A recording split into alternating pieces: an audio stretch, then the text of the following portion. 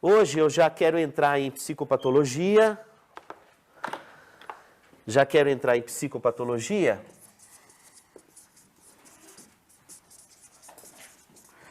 E nós vamos trabalhar dois padrões de psicopatologia.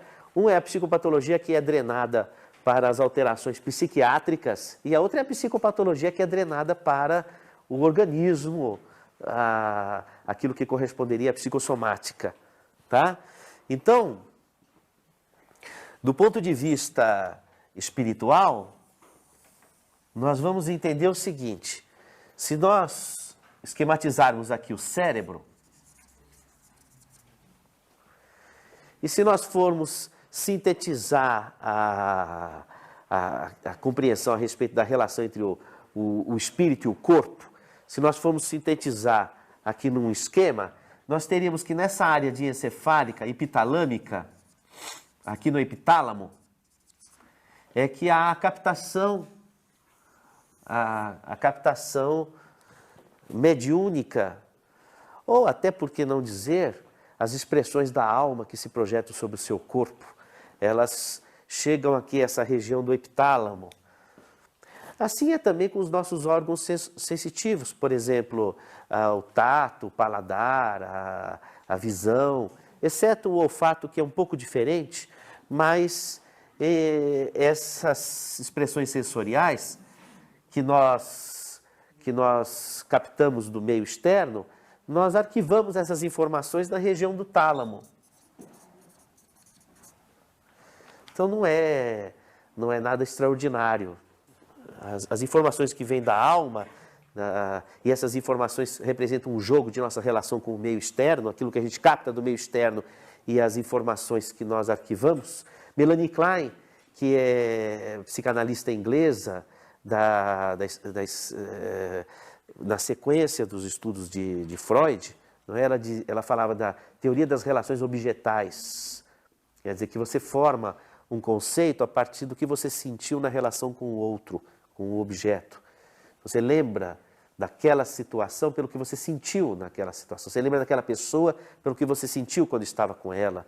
Você lembra daquele lugar pelo que você sentia, as emoções que você sentia quando estava no local.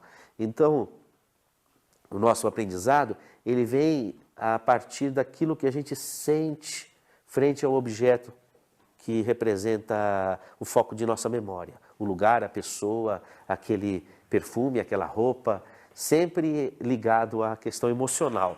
E isso daí é arquivado do ponto de vista químico, é arquivado no cérebro nessas áreas talâmicas. O epitálamo é onde está a glândula pineal. Então, quando nós captamos essas informações que vão ser arquivadas, essas informações elas podem se dirigir para diversas áreas do cérebro. Nós já trabalhamos isso em aula. Se essas informações elas forem drenadas para o hipotálamo, nós vamos ter reações hormonais, reações imunológicas, reações orgânicas. Se essas informações elas forem dirigidas para o sistema límbico, nós vamos ter reações emocionais, angústias, medos, emoções. Se essas informações elas forem dirigidas para córtex, nós vamos ter lembranças ou manifestações do raciocínio, da percepção racional. Então, eu posso ter uma manifestação da alma ou das influências espirituais, podem cair sobre o hipotálamo, gerando alterações orgânicas, sobre o sistema límbico, gerando alterações emocionais, sobre a córtex, gerando alteração de percepção daquilo que a gente pode raciocinar. Não sei se está claro isso? Tá? Então, na verdade, para onde vai o problema depende das tendências da pessoa. Onde o coco está quebrando mais fácil, vamos dizer assim, não é? Naquela pessoa X ou Y, o coco quebra mais fácil no pulmão, ela tem uma asma quando tem um problema, né? Na outra pessoa, ela desagrega a mente, tem um síndrome psiquiátrico, no outro uma epilepsia, no outro dá no reumatismo, o outro dá uma úlcera, não é? O outro tem um distúrbio, tem uma angústia, uma fobia, uma perda de controle, uma raiva, Onde que quebra mais fácil o coco para você, né? Quando você tem algum problema, não é?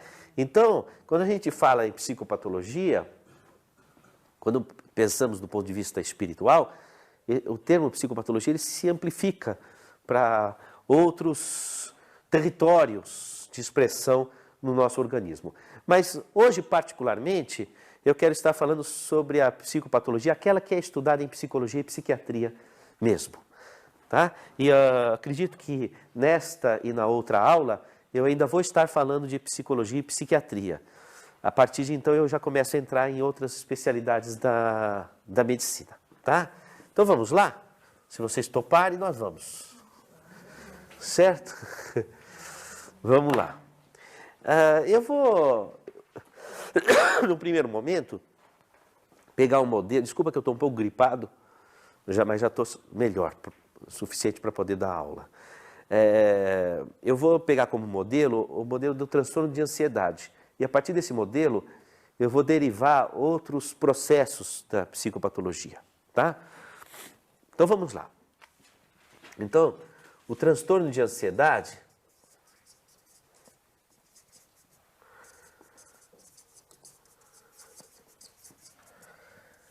ele representa um medo de não se sabe o quê. Medo de não se sabe o quê. É um medo. O transtorno de ansiedade ele é diferente da ansiedade de adaptação, tá? É diferente da ansiedade de adaptação. A ansiedade de adaptação é quando existe algum fator objetivo que provoca aquela ansiedade. Então, por exemplo, uma entrevista que vai passar no emprego, encontrar com alguém que mexe com você, enfim, alguma coisa que você está esperando muito. Enfim, a ansiedade de adaptação tem uma razão objetiva. O transtorno de ansiedade não, ele não tem essa razão. A pessoa ela não sabe referir por que ela fica ansiosa. Até pode estar tudo em paz. No entanto, ela fala que ela tem uma ansiedade. Aliás, ela vai dizer com outras linguagens. Vocês vão ver que o transtorno de ansiedade, ele traz inúmeras manifestações orgânicas e psíquicas. E na maior parte das vezes a pessoa vem ao consultório se queixando dessas manifestações e não fazem uma relação direta com a ansiedade. Tá? Medo de não se sabe o que. Esse medo de não se sabe o que acontece quando a pessoa acumula dentro de si sentimentos que se opõem, sentimentos contrapostos. Por exemplo, ter raiva da querida mãe. São sentimentos muito ambíguos dentro da pessoa. Né? Relações de amor e ódio. E que provocam na pessoa, intimamente, um questionamento muito grande, culpas. Em geral, relações de amor e ódio, mas também, por exemplo, uma pessoa que ela esteja sendo forçada a tomar um procedimento antiético, por exemplo, imagina um contador que ele sustenta a casa dele no fio da meada ali, aí ele está numa empresa e ele é obrigado a fazer uma corruptela e ele é honestíssimo. Mas se ele não fizer, ele perde o emprego. E ele já perdeu 2 empregos porque ele foi honestíssimo. Bem ao termo. E aí ele faz a corruptela. Aí ele fica num conflito dentro dele, porque aquilo não bate com o mundo interno dele. E aí ele começa a gerar sentimentos contrapostos. Né? Aí ele vai projetar no chefe dele. Foi o chefe dele que fez ele pecar.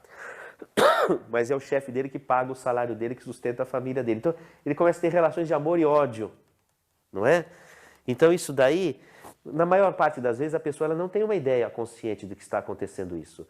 Os pacientes nos quais eu fiz uma investigação para chegar ao ponto onde está essa relação de amor e ódio, a pessoa ela não veio dizendo, objetivamente, ela não falou, olha, eu tenho a minha relação de amor e ódio é nesse aspecto. Eu não venho falando isso. Ela, em geral fala, não, mas eu não tenho nada, não tenho nenhuma relação assim nesse sentido. A pessoa não faz referência.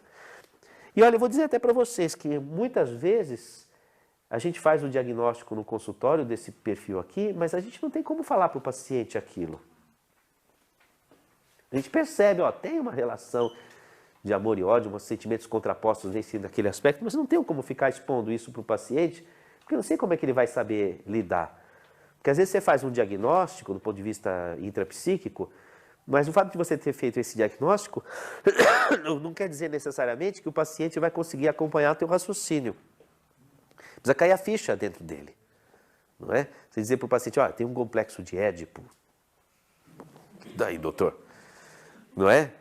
Sei lá, tem ou não tem? Tem? Então tá bom, então tem. O que eu faço com isso? Mas ele não está sentindo o que representa aquilo. Ele precisa... Então, às vezes você faz um diagnóstico no paciente, mas você não tem como falar para o paciente, porque não é momento de falar, porque ele não vai absorver aquela ideia. E aí você precisa de esperar um tempo amadurecer, para que aquela ideia ela surja do próprio paciente pela maturidade dele no tempo certo. Não é? Então tem que ter essa... Então nem sempre a gente chega nesse ponto aqui com clareza, o paciente não chega com clareza nesse ponto. Mas o que acontece? Esse tipo de situação repercute aqui no cérebro com muitos sintomas. Tá? Então o transtorno de ansiedade, primeiramente, ele traz muitos sintomas físicos. Sintomas físicos. Então, o transtorno de ansiedade dá muito sintoma físico, muita causa de pronto-socorro. Muita gente chega com transtorno de ansiedade, relatando, por exemplo, dor no peito, que você faz todos os exames cardiológicos e não tem uma lesão que justifique aquela dor no peito, por exemplo. Tá? Mas você pode ter um indivíduo que ele tem um transtorno de ansiedade e aquilo vem galopando tão forte e acaba dando mesmo um problema. Então, a gente não pode negligenciar isso. Por isso que transtorno de ansiedade, muitas vezes você precisa medicar. Porque a pessoa ela tem, por exemplo, uma dor no peito, tem um aumento de pressão arterial, mas ela não é hipertensa, é súbito. Mas, de repente, aquilo pode ficar grave. Então, você precisa medicar a pessoa, porque se todo dia ela tiver aquele sintoma, uma hora acontece alguma coisa mesmo. Então, por isso que você medica. Porque eu recebo muitas vezes críticas a respeito.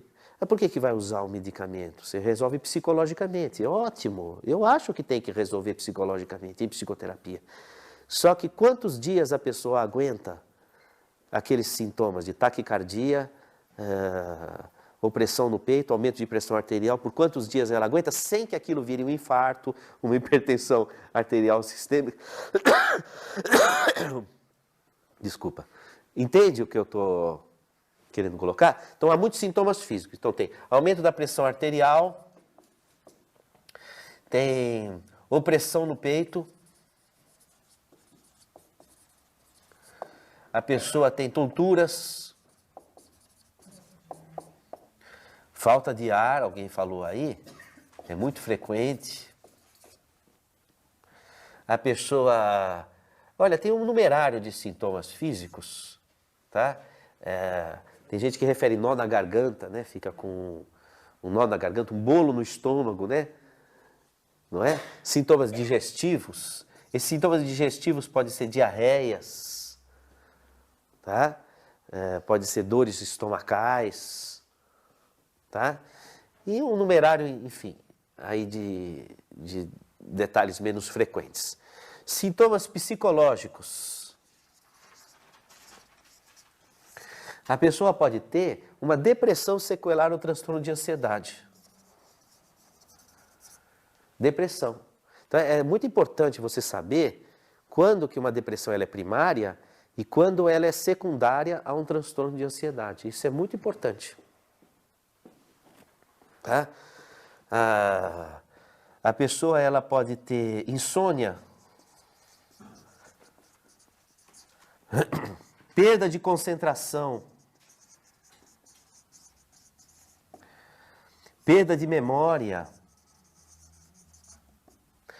A pessoa pode ter um sintoma que se chama despersonalização.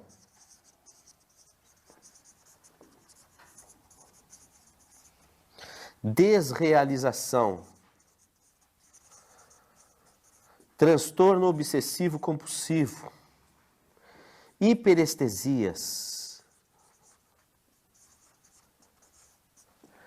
Veja que a pessoa pode chegar no consultório com uma queixa de distúrbio de memória e, na verdade, aquilo é da ansiedade. E pode suscitar toda uma série de pesquisas, ressonância, etc, etc, pensando que está com Alzheimer, né? Então, é um desgaste para a pessoa, para o serviço médico. Quando vai ver, era um transtorno de ansiedade. Rubens. Pode somar os dois, o físico e o psicológico ao mesmo Ah, tempo? sim. O que vai acontecer? A pessoa, ela cicla com esses sintomas aqui, ela cicla com isso. Se você for tratar isoladamente um ou outro, você vai aumentando a lista de remédio. Entendeu? Porque se você não tratar o foco do problema, você vai aumentar. Olha, veja, tem os derivativos disso, tá? Por exemplo, uma despersonalização... eu esqueci aqui, fobias. Vou pôr aqui, fobias. Uma despersonalização pode evoluir por uma situação dissociativa. Tipo uma psicose, por exemplo. Não é?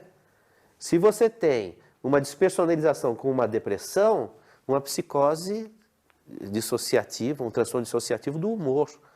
Não é? Quer dizer, daí você pode pular para outro território. Por exemplo, uma fobia pode manifestar-se com transtornos físicos, não é? A chamada síndrome do pânico. É uma exacerbação do fenômeno, não é? Uma perda de memória e perda de concentração, de repente a pessoa pode ser diagnosticada com aquele transtorno de déficit de atenção. Não é? Transtorno de déficit de atenção.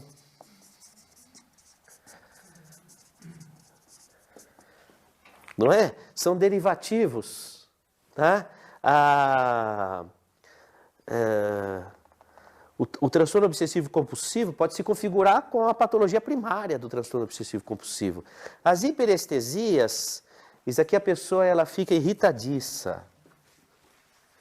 Qualquer estímulo irrita a pessoa. Isso daqui a pessoa pode chegar às raias da violência. Ela fica com os órgãos sensoriais à flor da pele. Então, aquilo que normalmente não atinge uma pessoa, ela atinge muito. E ela exacerba as emoções, porque os órgãos sensoriais estão à flor da pele. Então, chega a irritação, pode chegar a violência. Isso daí pode parear com uma dissociação mental. O indivíduo acabar indo para uma situação borderline de uma psicose mesmo. Tá? Então, veja como o transtorno de ansiedade, ele na verdade quase que representa a raiz de inúmeras psicopatologias. Não sei se está claro essa questão. Então, por isso que eu quis começar pelo transtorno de ansiedade. Porque é provável que seja a ansiedade a raiz das demais doenças psiquiátricas. Então, vale a pena a gente se aprofundar conceitualmente no que seja esse transtorno de ansiedade. Um medo de não se sabe o quê. Então, já parte desse conceito de medo. Não é? Diz que o medo tem raízes profundas na alma. Quem fala isso é o André Luiz, na psicografia de Francisco Cândido Xavier, no livro Nosso Lar, se não me engano. O medo tem raízes profundas na alma, se não me engano, nos últimos capítulos. Desculpa, toda hora eu estou tossindo, o DVD vai ficar tossígeno também. Oi. Professor, nesse momento o senhor vai abordar as questões que estão relacionadas com os sintomas tanto físicos como os sintomas psicológicos da relação da ectoplasmia e da influenciação espiritual dentro dessa patologia? Ah, vamos. Olha, o que acontece? Na verdade, a questão da hiperestesia, na minha forma de entender, eu coloquei por último, porque eu acho que a hiperestesia ela já é uma confluência de todos os sintomas que leva à hiperestesia. Eu acho que a hiperestesia já é o status mediúnico. Quando você diz que os nervos estão à flor da pele, a pessoa ela já está num circuito sensitivo. Ela já está à mercê da atividade sensorial. Tá? E essa hiperestesia que vai fazer com que ela entre em conexão mediúnica. Como a sintonia da pessoa não é boa, essa conexão não é positiva. E o que vai acontecer? Essa conexão mediúnica amplifica esses fenômenos. Nós temos que... É bom nós nos recordarmos do seguinte conceito. Quando uma pessoa ela tem um problema psicológico, ela irradia uma sintonia mental. O pensamento irradia. Então, aquele pensamento, ele vai ter uma determinada amplitude de onda e frequência que vai entrar em fase, em acoplamento com outras mentes que têm aquele mesmo padrão vibratório. Então, aquele problema psíquico que tinha essa proporção, ele passa a ter uma proporção bem maior, certo? Então, por quê? Por influências mediúnicas. Então, o fenômeno mediúnico ele provoca um efeito superlativo. Amplifica o que a pessoa focaliza nela. Se for uma coisa boa, ótimo. Se for uma coisa ruim, amplifica. Então essa hiperestesia, que permite uma conectividade, porque exacerba a atividade sensorial e, portanto, mediúnica, vai provocar uma conexão que amplifica esses sintomas. E a pessoa perde o controle. Tá? Essa situação ela pode ser exacerbada a um extremo que pode levar a situações gravíssimas. Suicídios, homicídios, vários contextos que a pessoa perde o controle, né? Essa hiperestesia aqui, não é? Isso daí você pode ser manifesto, por exemplo, a pessoa, eu esqueci de colocar aqui, por exemplo, dor de cabeça, cefaleias. Não é? São bastante comuns as cefaleias tensionais, né? Oi. Em algum momento a gente pode associar despersonalização a desdobramento? Ah, então. Poderíamos, não é? Despersonalização. Uma fragmentação que ocorre por desdobramento poderia ser. Já uma consequência de uma hiperestesia, né? Poderia ser. Assim como a desrealização, que já é uma consequência da despersonalização. Você se estranha a si mesmo naquilo que você é, você se estranha naquilo que você realiza. É uma sensação muito desagradável. É muito desagradável. Eu tinha uma paciente que ela me procurou no consultório, e essa paciente tinha um câncer terminal.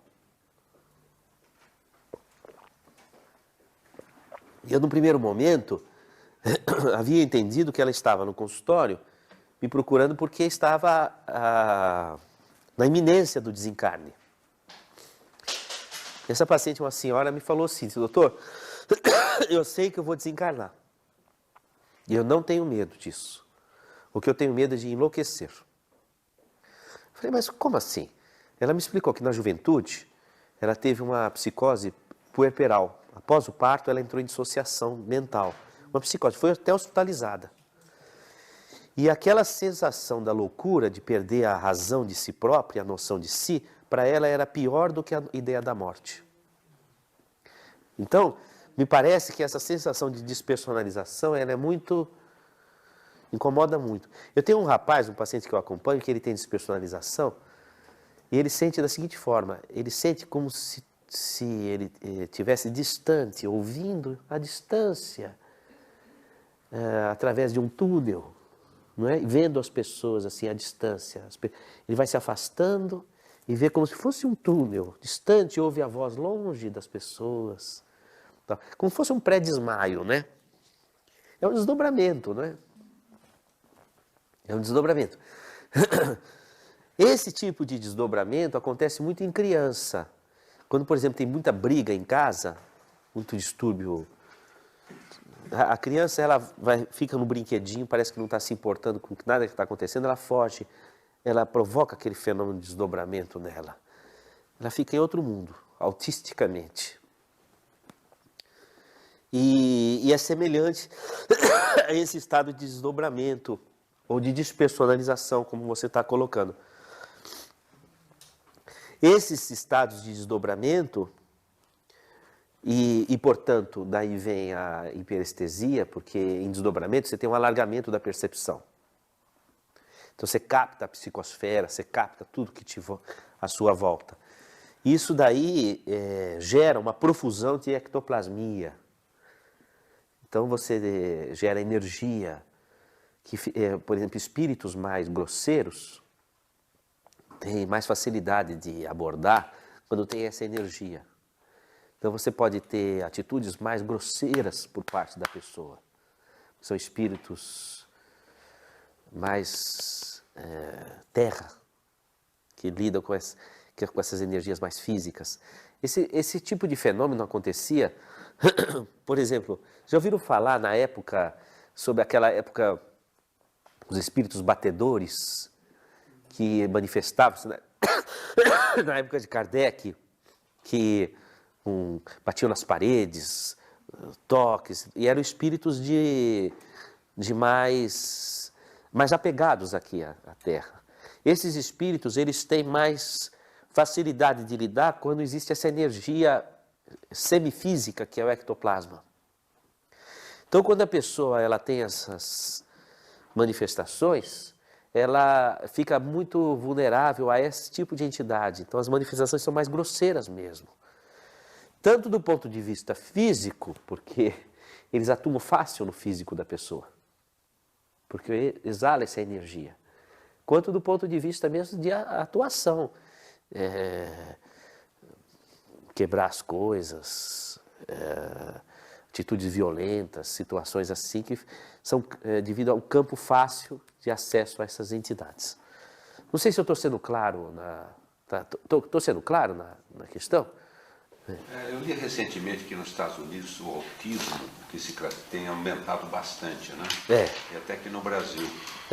Será que tem alguma conotação? Você mencionou aí sobre a pessoa se afasta autisticamente, né? Quer dizer, ela cria o mundo dela, né? Será que isso tem uma conotação devido a essa força do mundo, esses problemas que vão exigindo cada vez mais, o mundo pode, não sei se isso daí tem uma ligação. Mencionou a palavra autisticamente aqui. Nelson, eu não sei exatamente, mas a gente pode colocar algumas hipóteses. Uma é que antes não se fazia diagnóstico de autismo. Então aumentou o diagnóstico, então não é que aumentou o número de autistas, mas aumentou a capacidade de nós localizarmos crianças que têm esse problema. Então isso é uma questão. Outra questão é que realmente a família é uma entidade social em crise. E isso daí traz reflexos. Não é? Há outras questões também que vale a pena a gente pensar. Por exemplo, nos Estados Unidos, 30% das gestações são abortadas. Eu acredito que isso deva ter alguma repercussão. Depois você tem as drogas. E isso pode ter repercussão na gravidez. E às vezes não é a droga que a gestante está usando, não é isso, mas usou na juventude, na faculdade. E às vezes não é a mulher, o homem também, aquilo tem impacto sobre a genética. Então, inúmeras... Alimentação transgenética, hormônios, uma série de coisas, né? Agora, disse que as moléstias psiquiátricas, elas vão aumentar a medicina vai ter domínio sobre as orgânicas, mas as moléstias mentais vão cada vez aumentar.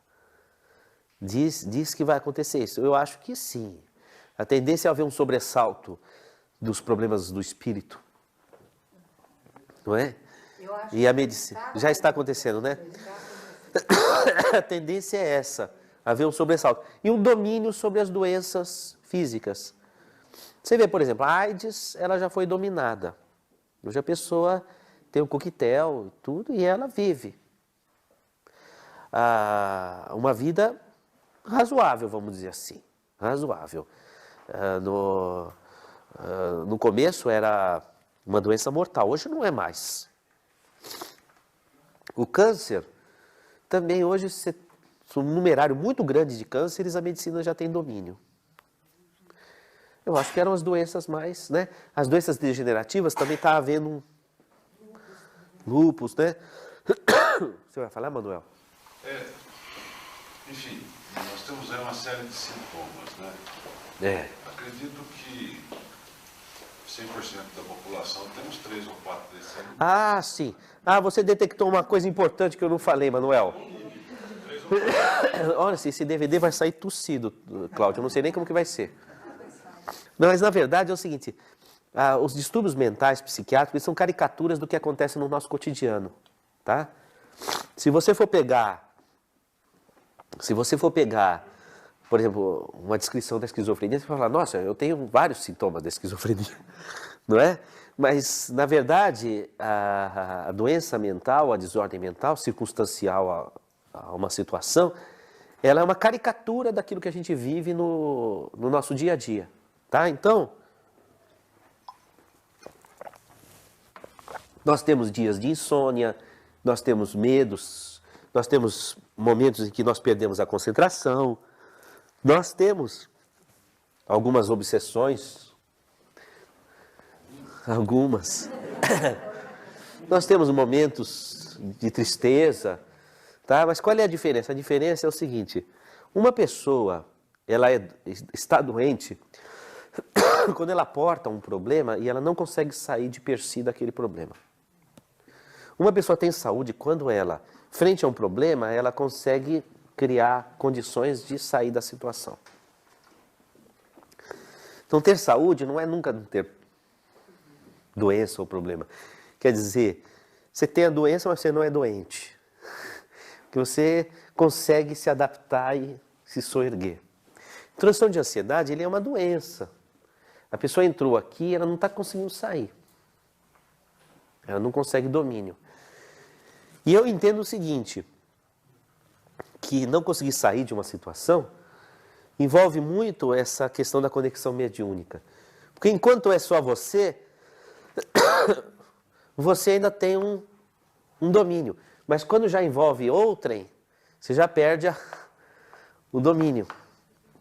Então, acredito que um dos critérios para você saber, inclusive, se há envolvimento espiritual, é se há perda de controle, falta de relação de causa e efeito. A pessoa fala assim, puxa, não aconteceu nada com ela e ela sentiu tudo. Uma mínima coisa fez a pessoa quebrar a casa toda. Entendeu? É uma perda de relação de causa e efeito, tá? E uma flutuação, altos e baixos. Num dia a pessoa oscila muito. Não vou dizer nem uma bipolaridade, não. Altos e baixos mesmo. Querer e não querer no mesmo dia, muitas vezes, a mesma coisa. Flutuação, por quê? Porque a mente da pessoa, ela está já sob outros domínios. Ela flutua por outros fatores. Está clara essa ideia? Tá? E daí ela pode derivar, inclusive, para inúmeras moléstias orgânicas. Você vê, a pessoa pode ficar hipertensa mesmo, a pessoa pode ter uma cefaleia moléstia. Essas tonturas podem se tornar uma labirintite, leva a pessoa ao hospital, não é? Aquela falta de ar pode se tornar um problema pulmonar, não é? Então, a pessoa ela precisa ser tratada. Como é que ela vai ser tratada? Em todos esses focos. Aquela falta de ar, você vai examinar o pulmão, se não há lesão pulmonar, não adianta tratar o pulmão que não vai resolver. Ah, mas eu sinto a falta de ar, alguma coisa tem que ser dada para o meu pulmão. Mas se a tua falta de ar não é do pulmão. no nosso organismo não dá para a gente localizar as coisas. Por exemplo, fome não é estômago. Porque fome envolve o centro da fome no cérebro, envolve a inervação gástrica, envolve a circulação gástrica, não é? E envolve o pâncreas, envolve o fígado, envolve a vesícula biliar, envolve inúmeros outros órgãos. Então, fome não é só estômago. Então, dizer que, mesma coisa, falta de ar não é só pulmão. Tá certo? Então, tem que investigar a causa. Porque na falta de ar, será que é uma anemia? Né? Se é uma anemia, de que origem é nutricional, está tendo um sangramento, microsangramento, tem hemólise, quebras de hemácias autoimune. O problema é pulmonar? Não. O que é que está acontecendo? Não é? Então precisa de avaliar. Não sendo pulmonar, não tendo causa orgânica, então é caracterizado como transtorno de ansiedade, que melhora muito com ansiolítico. Esses ansiolíticos benzodiazepínicos, diazepam, lexotan, alprazolam, rivotril, aliviam muito e de forma imediata o transtorno de ansiedade. Aí depois você tem as medicações que mexem no pêndulo ansiedade e depressão, que são aquelas que mexem nos mecanismos da serotonina, que é derivado do Prozac. Tá? Paroxetina, então fluoxetina, paroxetina, citalopram, a sertralina. Tem uma infinidade de medicações cujo efeito não é imediato, exige aí pelo menos uns 20 dias de atuação, mas tem a vantagem de não dar dependência química, como são os derivados do benzodiazepínico. Então você pode fazer uma associação. Você dá uma medicação de efeito mais imediato e você associa com uma medicação dessas do pêndulo ansiedade e depressão, que mexe no mecanismo da serotonina, né? E você consegue cercar. Em geral, você cerca o problema de ansiedade da pessoa. Aí você vai trabalhar, dá tempo de você trabalhar os sintomas psíquicos. Vamos tentar descobrir onde que está essa raiz. Não é? Ao mesmo tempo, a pessoa passa pela assistência espiritual. Faz uma diferença impressionante quando passa pela assistência espiritual. É uma diferença impressionante e às vezes é determinante. Muitas vezes, quando a pessoa começa a trabalhar mediunicamente, ela faz um desenvolvimento mediúnico no sentido, não de desenvolver faculdades paranormais, mas de aprender a lidar com a sua faculdade mediúnica, ela consegue dominar a hiperestesia. Se ela domina a hiperestesia, ela dominou todo o resto. Porque ainda que ela tenha algum sintoma, ele não se amplifica, ela não perde o controle, ela tem domínio. Não sei se fui claro nessa questão. Importante esse conceito, viu? Hoje, por exemplo, eu atendi uma paciente que ela tem uma fobia, um pânico incapacitante. Primeira coisa que eu falei para ela, depois de ter investigado todos os padrões, foi: você vai fazer um desenvolvimento mediúnico. E não dá tempo de fazer curso de 5 anos. Você vai ter que começar na raça. Não é? E ela falou: puxa, pode ser uma solução, porque já passou por tanta coisa, né? Mas vai ser por quê? Porque se ela tiver domínio sobre esse fenômeno, a partir dos exercícios mediúnicos, esses outros, quando aparecem, ela não deixa se amplificar. Mas o fato de aparecer se amplificar, ela não pode acabar gerando outros transtornos? Não? Como? No caso, você falou assim, ela pode domina a irritabilidade, tá? É. O fato de eu estar dominando, o indivíduo estar dominando, às vezes sem estar muito claro como dominar aquilo, ele não pode estar abrindo uma brecha para desenvolver ou startar alguma outra coisa? Não, aí se é dominar, tem que ser dominado, não é? Na verdade, se você não tem um mecanismo de... Se você domina esse mecanismo e não acontece isso daqui, ó, o problema ele fica na proporção com o que você pode lidar. O que acontece? Na psicoterapia você resolve.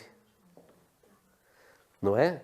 O problema é esse, às vezes fica patinando na psicoterapia porque os fenômenos estão muito amplificados. E o psicólogo ele está lidando, às vezes, com um problema virtual, que não é exatamente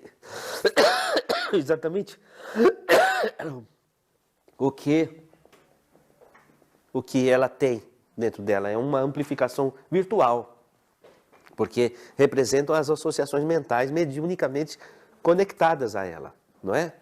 Aí ela resolve mais fácil em psicoterapia. Não é? Então, por exemplo, aparece uma tristeza, tem como ela discutir em psicoterapia, não é? Eu tenho um paciente que não entra nem no consultório, porque ele está tão em pânico que ele tem medo de lugar fechado, ele tem, entende? Então ele está numa situação que se ele passar pela assistência, vai aliviar bem, aí dá para discutir o medo. Dá para entrar na sala para discutir o medo, etc. Para chegar nesses níveis, né? O medo de não se sabe o quê, os sentimentos contrapostos. Ficou clara essa ideia aqui? Não é? Agora, a ansiedade, eu vou qualificar como uma moléstia da humildade. A humildade está doente.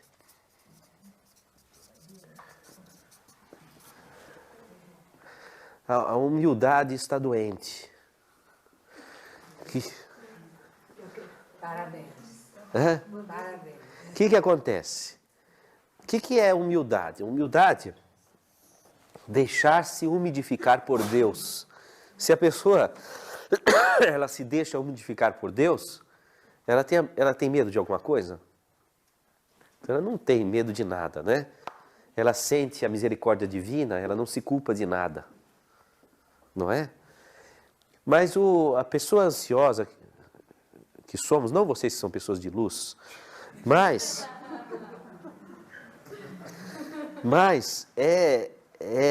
eu sei falar bem disso devido à minha experiência pessoal. Quando você resolve fazer por Deus o que é de Deus, não diz assim, dai a César o que é de César e a Deus o que é de Deus. Tem coisas que são de Deus.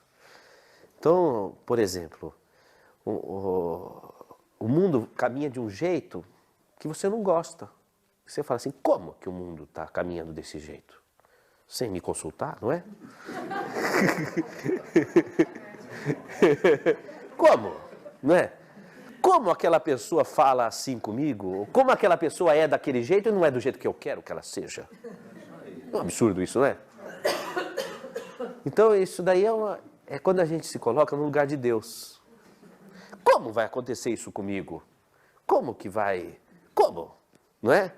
Então isso daí é a pessoa está no lugar de Deus. Ao invés de querer estar com Deus, ela quer ser Deus. Então, isso eu estou recordando vocês em vidas passadas, deve ter passado por esse problema. Então, isso provoca ansiedade. Porque o sintoma da humildade é a serenidade. Toda vez que a gente saiu da serenidade, a gente saiu da humildade. Ou seja, deixamos de ser umidificado por Deus. Então nessa hora a gente está querendo se colocar no lugar de Deus. Tomar conta do mundo, não é fazer com que o mundo esteja nas nossas mãos.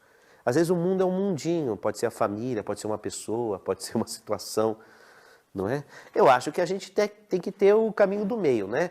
Tem que ter um controle sobre aquilo que é de nossa responsabilidade. Mas a gente tem que lembrar que nós estamos com Deus, não é? Então, eu costumo falar muito assim para mães que têm filhos com problemas, dizer assim, olha, ele não é só seu filho, ele é filho de Deus também. Porque às vezes a gente esquece, né? Que os nossos filhos também são filhos de Deus, que do mesmo jeito que a gente está preocupado, Deus também está preocupado com eles. A gente pode dividir um pouco a preocupação.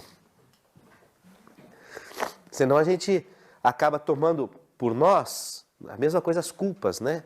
Culpas por situações que tenho pacientes meus que se culpam pela morte da mãe, morte do pai. Por que que eu não levei no hospital antes? Por que que eu não fiz assim antes? Por que eu não fiz assim? Puxa, aí se tivesse feito, eu ia falar, por que que eu fiz isso? Porque aí houve um erro médico, aí houve não sei o quê, não é? Então a pessoa se coloca no lugar de Deus, não é? E aí acaba ocorrendo essas desculpas, né? No amor também, como? Como que ela ou ele não gostam de mim? Né? Deveria gostar, né? Não é? Então, isso tudo provoca ansiedade. Agora, tem situações muito curiosas, tá? Quer ver uma situação? Imagine o seguinte contexto.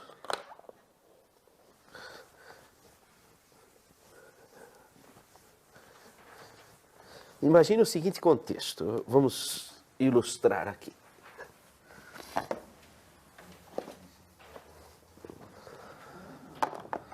Vamos supor, vamos pegar o exemplo da raiva da querida mãe.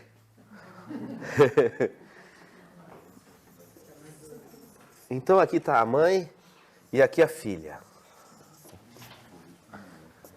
Aí aquela mãe, ela não é só uma mãe, ela é a mãe e os companheirinhos obsessores.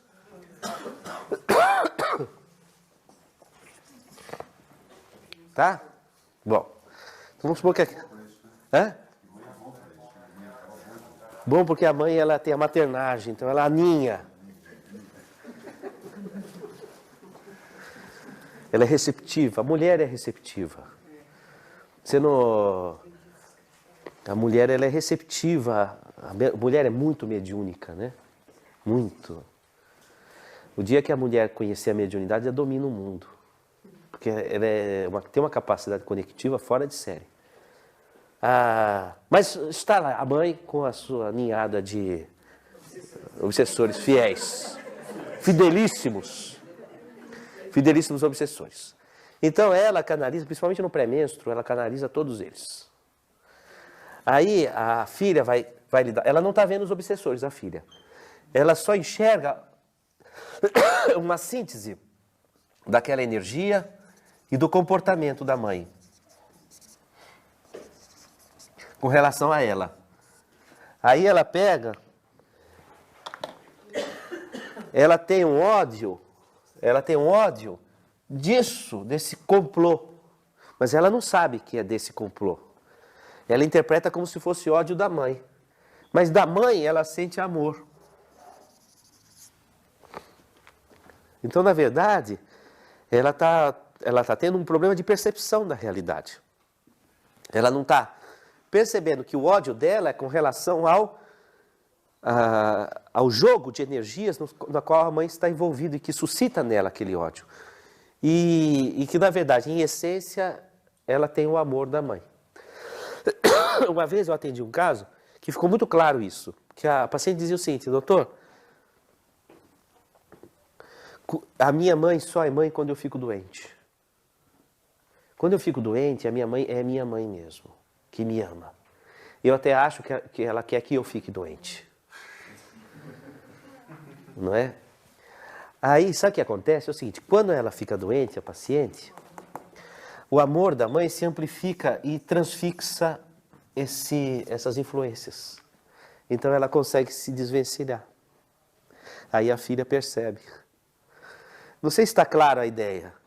Então a gente tem que tomar muito cuidado, que muitas vezes o transtorno de ansiedade, ele pode se dar frente a uma situação em que há uma alteração de percepção. Eu não diria uma alteração de percepção. Se dá uma falha de percepção de uma realidade. Isso pode acontecer em relação a pais-filhos, pai e filho, por exemplo. Eu tinha um paciente que ele agredia o pai, e uma vez foi ao extremo e ele deslocou a retina, o pai perdeu um olho. E o menino tinha 14 anos. Eu perguntei para ele, falei, puxa, rapaz, teu pai é esforçado por você, o que está acontecendo, né? Por que isso? Para que o cultivo desse tipo de... Ele falou, não, doutor, eu não odeio meu pai. Não, mas você comporta como se você odiasse.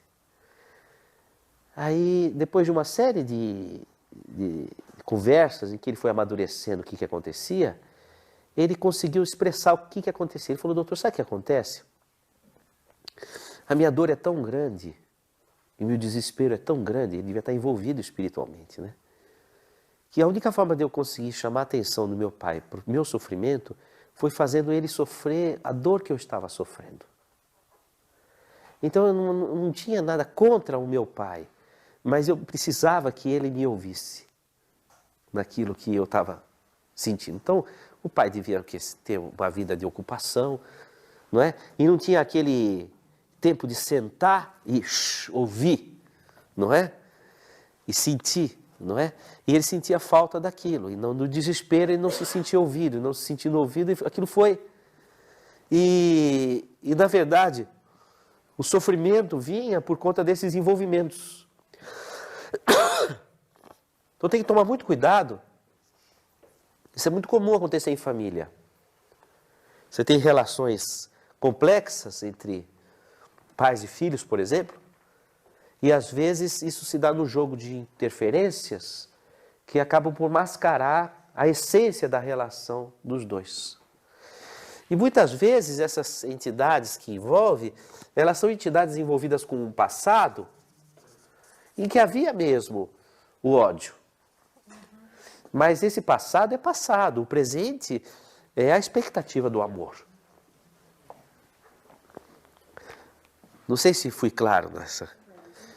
É importante prestar atenção nessas questões, sabe? Fazer o diagnóstico dessa realidade para você poder ver o teu sentimento está sendo dirigido ao quê? Às vezes não é seu pai que você tem ódio, sua mãe, às vezes é o jogo de influências que cerca a situação. E aí, sem conhecer essa trama, você fica confuso nos sentimentos. Pode acontecer entre cônjuges isso? Pode. Nossa, é a festa dos zombeteiros. Você quer uma festa dos zombeteiros, é cônjuges. Não é? E são situações muito comuns, entende? E essas situações, quando você está entre pessoas polidas, elas podem se tornar difíceis de diagnosticar. Porque a pessoa tem sentimentos que não chegam a manifestar com grandes dramas, mas manifesta na ansiedade, que é o conflito de sentimentos internos que a pessoa traz dentro dela. Manuel. Evidentemente, é difícil para a gente entender essa coisa, né?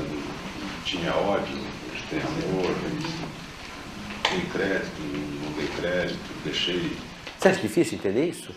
Para mim está me tornando muito complicado. Por exemplo, vamos supor que numa encarnação passada, vou dar um exemplo real, tá? Camilo Castelo Branco. Camilo Castelo Branco, o escritor português, ele se apaixonou por Maria. Maria era casada com Joaquim. E ele rouba Maria e foge com ela. Rouba porque nessa época mulher não tinha alma, segundo a Igreja Católica. E não tendo alma não tinha direitos. Só tem direito o que tem alma. Aí a polícia foi atrás, recuperou o marido, devolveu para o marido, o Joaquim, e o Camilo Castelo Branco foi preso. Naquela época ele tinha escrito aquele livro Amor de Perdição, que era um livro de amor trágico, bem ao estilo romântico, né? O amor romântico são dois cadáveres namorando no jardim. São amores impossíveis, né? Só depois da morte. E não vendeu o livro porque era muito trágico, não pegou.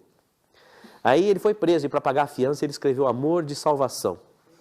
Já era um amor mais light, mais bem resolvido. Mas acontece o seguinte, depois que o Joaquim morreu, ele se casou com Maria. Mas estranhamente, eles tiveram um filho. E estranhamente, o filho deles, a partir da adolescência, começou a portar sintomas de esquizofrenia. E aquela esquizofrenia afetava muito o Camilo Castelo Branco. E ele, de tristeza, ficou diabético. E da diabetes ficou cego. e da cegueira foi ao suicídio. Ele se matou.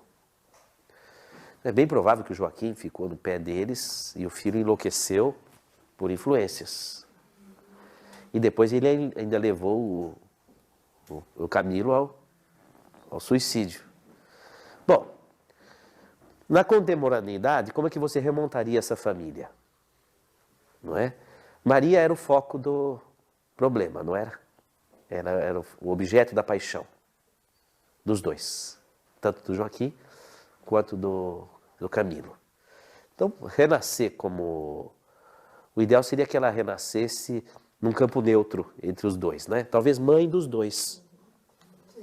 Seria ótimo, né? Como mãe dos dois, porque ficaria um campo neutro. Ela sairia do foco da paixão, não é?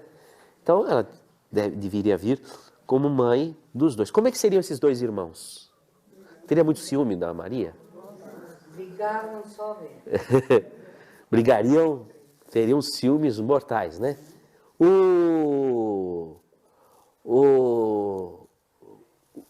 Nasceriam como irmãos e teriam que com ódio, mas teriam que se amar, não é? Então, bom, o Camilo cometendo suicídio deve vir com alguma moléstia grave, uma deficiência mental grave, alguma coisa grave, para impedir que ele repita o suicídio. Talvez fosse interessante ele nascer com uma moléstia, paralisia cerebral, por exemplo, pós-parto, não é? E o irmão mais velho cuidar dele, por amor à mãe. Não ficaria... Um delírio excessivo pelo Camilo. Mas não era o caso. O caso era do Camilo para com ela. Não é? Não sei. Acho que não era o caso. Mas se fosse, o Camilo nasceria com paralisia cerebral, não é? Esse amor seria derivado para assistência ao Camilo, filho, não é? E o outro, o Joaquim, teria o ódio dele quebrado, porque o Camilo não apareceria mais como competidor dele, não é? Não sei, como é que você montaria um palco de cena? Senão não terminava a história. Não é? Olha, veja como a vida, ela pode... Não é? Não é? Você não precisa nem passar por outra encarnação, aqui mesmo você já vai resolver. O que eu quero dizer ainda não é isso. Esse sentimento confuso que você faz em nome do que o rapaz falou, minha mãe é minha mãe quando eu tô doente. Ah, tá. Isso aqui acontece o seguinte, Manuel. Não deixa o filho crescer, não deixa ele se expressar. Sabe, não deixa ele sair correndo, ela vai atrás. Ela bloqueia todos os... Isso acontece muito nos síndromes obsessivos. Ele está falando aqui, por exemplo, quando a mãe cerceia o filho ao extremo, muitas vezes pode haver essas manifestações obsessivas ancoradas por um tipo de comportamento de posse, né? Mas veja que interessante, essas relações obsessivas, elas são o passado. Se o filho ou a filha mantém a mente no passado, ela vai se agregar a esse comportamento da mãe. Se o filho ou a filha tem um pensamento ancorado no futuro, então ele transfixa o comportamento do pai ou da mãe. Ele transfixa. Por exemplo, se você tem uma vida em que você é um idealista, você tem uma missão, você tem espiritualidade, e você está projetando a sua vida nessa direção, então a tua mente está para frente, nos ideais que você vai realizar, você vai estudar, você vai se formar, você vai ajudar as pessoas, você tem um dia a dia voltado para isso, para o futuro. Então você transfixa esse passado. Então você consegue ver a sua mãe ou o seu pai na essência. Entendeu? Agora, se você fica com a sua mente no passado, não tem projetos para o futuro, não sabe qual é a sua missão, não tem uma visão de transcendência, Você só fica no que foi, no que passou, no que fizeram comigo, no que, ó vida, ó azar, ó... Não é? Então, e você, o que você vai ter olhos para o quê? Para esse complexo. Aí você pira mesmo, porque aí é complicado. Não sei se aí ficou claro. Então, a ideia é você... Por isso é muito importante a gente ter a mente no futuro. Às vezes tem algumas pessoas que podem achar que eu sou um visionário, um Dom Quixote sem Sancho Panza. Mas eu, com os meus pacientes, eu procuro ter muito esse cuidado de apontar para o futuro. Não é? Então, a mente para o futuro. Então, eu trago aqui curso de Esperanto. Né? Nossa, o que tem a ver o curso de Esperanto? Né? Tem a ver, porque é o futuro da humanidade, é a paz, é a integração dos povos. Vamos estudar Esperanto. Melhor estudar Esperanto do que ficar com ódio. É a mente para o futuro. Vamos montar um hospital de terapias complementares. Vamos fazer um ambulatório. Eu estou chamando para frente. Porque senão não há fluoxetina que dê conta daquilo.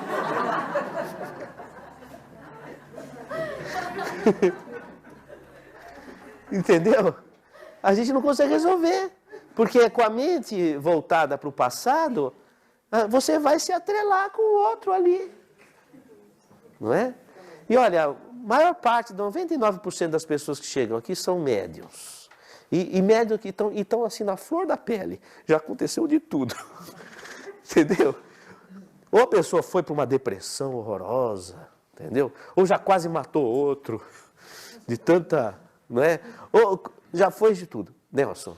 E até tem uma conotação, saindo até desse campo psicológico, até profissional, que você se depara muitas vezes com profissionais que ficam no passado. Não faz um planejamento estratégico para o futuro, não joga a empresa para o futuro. Então a empresa sobe até um determinado ponto e ele ali para, porque ele está sempre vendo o passado. Muda a geração, por exemplo, a pessoa fica no passado. Então dentro da vida profissional você encontra pessoas e profissionais que precisam olhar para o futuro. Então quando você está liderando, dando consultoria, dando tudo isso aí, você tem a necessidade de sempre falar para as pessoas olharem para o futuro. Porque senão, independentemente da vida pessoal, ele não tem futuro profissional. Você veja, por exemplo, o mundo corporativo hoje está com tendência de ir para onde? Para terceiro setor, para ética, né? Ética na empresa, sustentabilidade, não é? A não competitividade, mas a colocação de valores, né? Colocar as pessoas, não é? Tem a colocação de acordo com os perfis, não é? O respeito ao não assédio moral, não é? De você impor a uma pessoa uma sobrecarga psíquica que ela não suporta, isso é assédio moral, não é? Se você não terminar, vai ser demitido. É assédio moral, não é? Então você não pode... Então tem uma série de regras que vem no mundo corporativo, não é? Que tem essa tendência de abrilhantar a humanidade, né?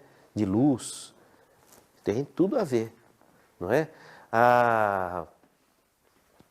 Veja como esse termo transtorno de ansiedade envolve em monobloco tantas coisas do nosso dia a dia, que às vezes a gente não tem exatamente o transtorno de ansiedade. Tem um sintoma ou outro. Mas certamente a gente já se deparou com situações que se a gente não tivesse contornado, teríamos sido levados para aquela situação. Não é? Vocês se identificaram aí com essas histórias todas? Identificaram? Olha lá, hein? Olha, nós vamos passar um bom Natal. Vocês, por favor, aproveitem bem a aula para vocês construírem uma realidade, né? A gente tem que crescer junto, tá certo? Vamos a um intervalo. Eu fecho com os meus amigos da internet, ou vocês vão me trazer as perguntas. Como é que vocês vão fazer? Tem perguntas? A Márcia Nakagawa. Márcia Nakagawa eu conheço. Oi, Márcia. Olha, estou acompanhando a aula e gostaria de saber o que é hiperestesia. Márcia, hiperestesia é um afloramento dos órgãos dos sentidos. A visão, a audição, o tato, tudo fica, a pessoa Se toca nela, ela já fica irritada. Uma luz, um som, ela fica com os nervos à flor da pele, muito irritadiça, hiperestesia. Tá? E nesse contexto, uma das atividades sensoriais que fica exacerbada é a percepção espiritual, mediúnica. Todos os órgãos do sentido ficam à flor da pele. Tá? Inclusive os órgãos internos dos sentidos, o seio carotídeo, que controla a pressão arterial, e vários outros, a própria percepção, e uma série de órgãos dos sentidos. Então, hiperestesia é essa hiperatividade sensorial, tá bom? Um abraço. A Márcia manda outro aqui, olha. Sou psicóloga e atendo um paciente com síndrome do pânico, que iniciou com 13 anos após a morte da mãe. Hoje ele tem 44 anos e faz trabalhos espirituais na Umbanda. Toma frontal e faz 3 anos que não tem o sintoma. O tratamento espiritual que você fala é referente ao passe, ou também pode envolver esse tipo de trabalho que ele faz. Qual é a relação entre síndrome do pânico e a morte? Olha, veja bem, olha que interessante. Ela fala o seguinte, olha, Márcia, você está falando o seguinte, ele faz 3 anos que ele toma frontal e faz 3 anos que não tem o sintoma, não é? E ele realiza trabalhos espirituais na Umbanda. Então ele deve trabalhar com uma intensa atividade mediúnica, não é? Que pode ser curativa para ele. Veja, a mediunidade sempre é curativa na prática quando ela está relacionada ao encontro de identidade também. Tá? Mediunidade é como se fosse uma árvore. Você vai abrir uma copa para o além, mas precisa ter raiz. Então você precisa saber muito bem qual é a sua missão, sua vocação, sua aptidão para você abrir uma copa segura, não é? Ele toma o frontal e faz 3 anos que não tem o sintoma. Então, 3 anos de frontal é muito tempo. Alguma coisa precisa ser revista nesse caso. Tá?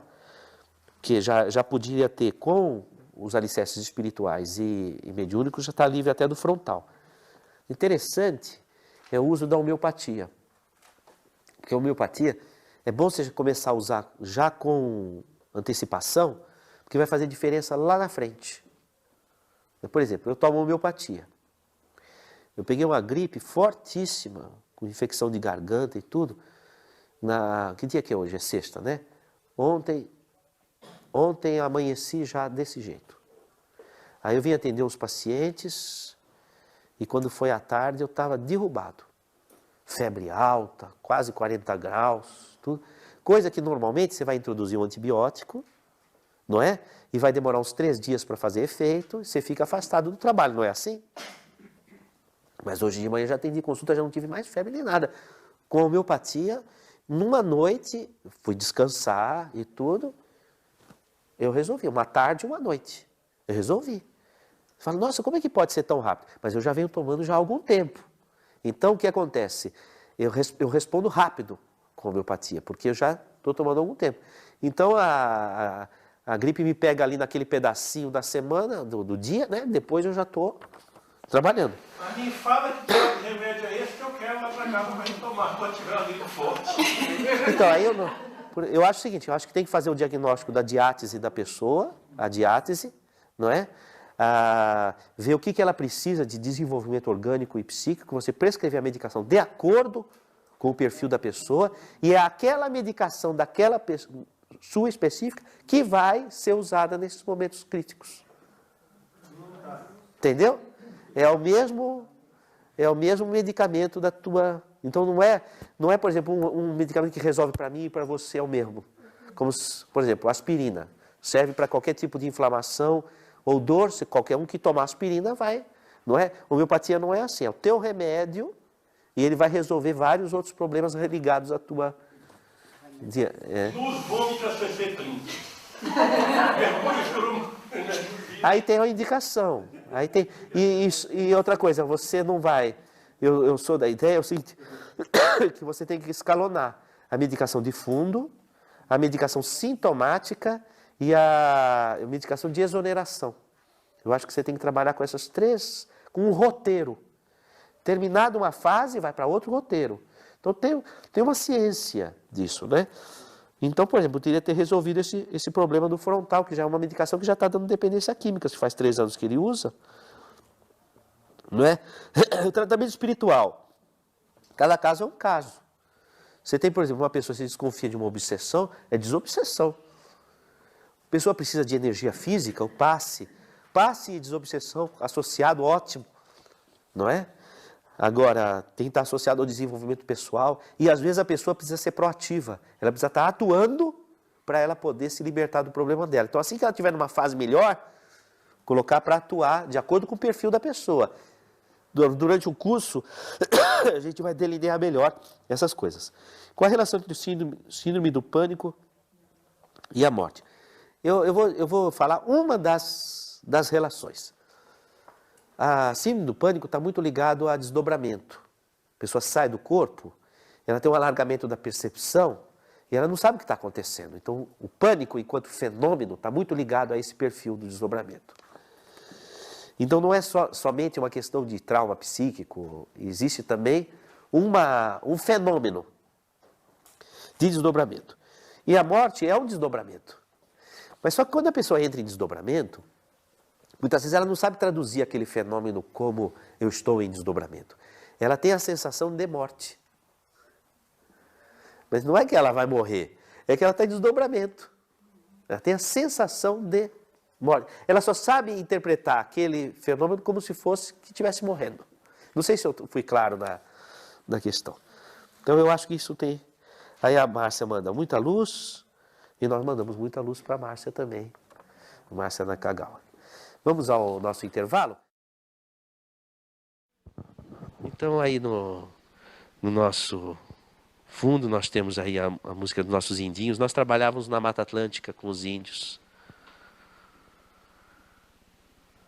Nós vamos pedindo então para a corrente dos índios e dos pretos velhos que nos envolva nesse instante. Que nós possamos respirar energia divina nesse instante. Vamos então respirar fundo. E pedindo à equipe médica de Bezerra de Menezes que nos oriente no encaminhamento da tarefa a qual estamos nos propondo, na construção desta clínica escola.